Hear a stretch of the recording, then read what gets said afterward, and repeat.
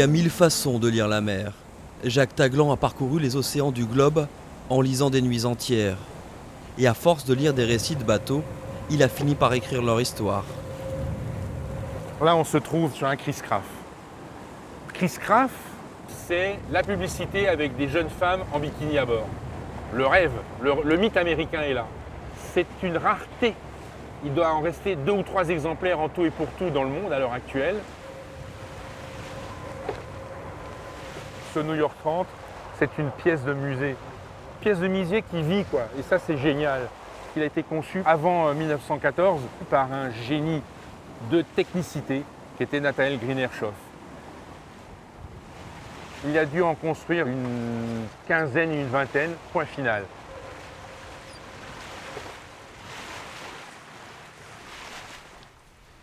Des livres, encore et toujours.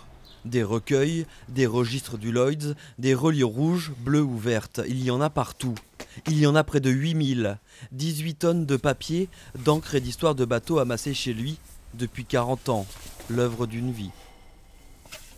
Là, on se trouve devant un livre exceptionnel. C'est le premier livre sur la Coupe de l'Amérique jamais publié, 1874, excellent cru. Ça m'est arrivé d'en trouver dans mon pays d'origine, en Alsace, dans des librairies de livres anciens, dans des brocantes du côté de Clermont-Ferrand. Donc vraiment, au milieu des terres, j'ai trouvé les plus beaux éléments, notamment sur le yachting français, mais même sur la Coupe de l'Amérique. C'est complètement improbable. Des années à chiner, à récolter, à ramasser. Ça a généré une espèce de boulimie un peu folle.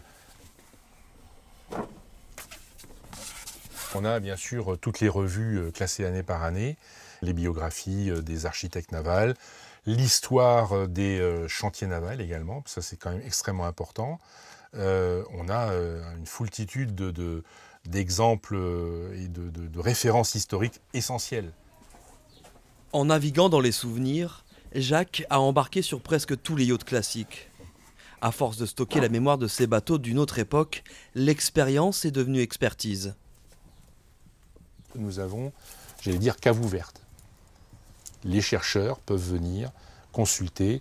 Moi, j'ai des interrogations du monde entier, du Japon, plus près de la Suisse, l'Argentine, beaucoup. C'est assez étonnant d'ailleurs, notamment sur la Coupe d'Amérique. Et maintenant, la Russie, les pays de l'Est de l'Europe qui révèlent aussi des passionnés comme nous sur la plaisance. À La Rochelle, il y a une dizaine de yachts classiques en résidence. C'est le seul endroit de la côte atlantique où l'on en compte autant. Ces coques de bois vernis sont une aubaine pour ce passionné qui a fait de cette cité son port d'attache, évidemment. Il n'y en a pas 36 des classiques français, hein? Ben non, il y en a 2. Je vois, il y a à côté, là. Ouais. C'est un plan en roue aussi. Hein? Ouais. Ces deux-là sont des plans en roue. C'est des bateaux qui ont été construits à Arcachon, avant-guerre. Et quelque part, chaque fois qu'on passe devant, moi, c'est vrai que j'ai un peu d'émotion parce qu'on est toujours axé sur ce qu'on connaît, les Fife, les Watson, quand il y en a, ils ne sont pas nombreux, les Nicholson, et puis bon, quelques plans américains, Herreshoff, etc. On oublie qu'il y a eu également une plaisance en France, certes qui a eu du mal à émerger au niveau des constructeurs et des créateurs, mais qui est bien vivante et qui existe. On n'arrive jamais dans un port par hasard. C'est en Alsace et sur les lacs suisses que Jacques découvre la plaisance. Par passion des très beaux bateaux, par besoin d'horizons plus vastes, il a choisi de vivre à La Rochelle. Entre les deux, 40 ans d'une vie passée à traquer la moindre histoire et à naviguer sur les bateaux des autres.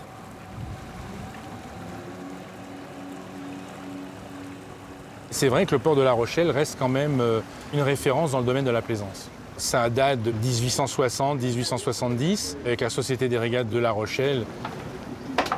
Ensuite, un certain nombre de grandes épreuves mythiques, Plymouth-La Rochelle entre autres, qui restent encore dans le rêve de tout un chacun. Et puis la Semaine de La Rochelle, mais c'était un événement incroyable.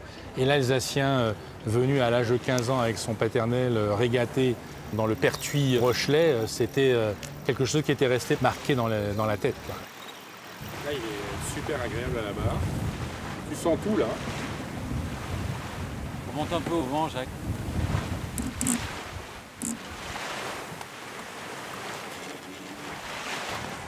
On est les dépositaires d'un objet exceptionnel.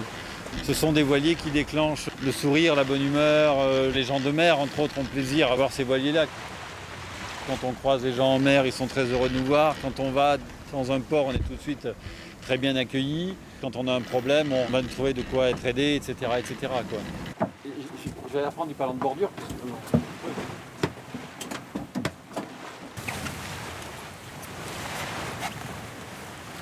J'ai commencé à faire de la voile à 12 ans, c'est quelque chose qui fait partie de moi, quoi.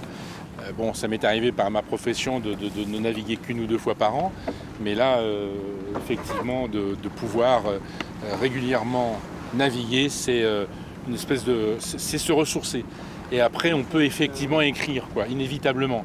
On peut écrire, on sait de quoi on va parler, on peut avoir un certain nombre de nuances dans le propos, et puis quelque part, on y met ses tripes, quoi.